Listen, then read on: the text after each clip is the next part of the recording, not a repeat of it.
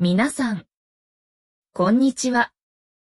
今日はいまいちの言い方について勉強します。日本語を楽しみながら勉強してください。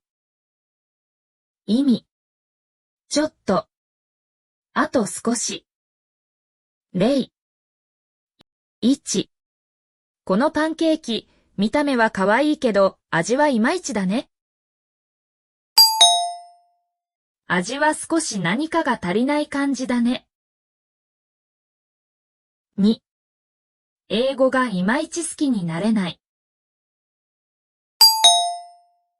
あまり好きになれない。3、説明してもらったが、いまいちわからない。まだ少しわからないところがある。4、どう？おいしい？今一ね、ちょっと牛乳を入れたらおいしくなると思うわ。何かが少し足りない感じだね。5、体調はどう？いまいちなんだよね。完全には良くなっていないんだよね。説明。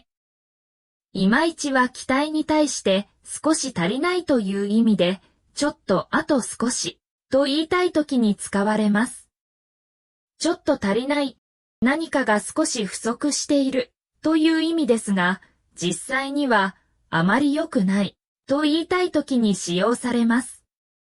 いまいちはほとんどの場合はひらがなで書かれますが、漢字で書くといまいちになります。注意。日常会話でもよく使われますが、ビジネと書き言葉であまり使われません。例、この料理はいまいちだね。この料理は期待外れです。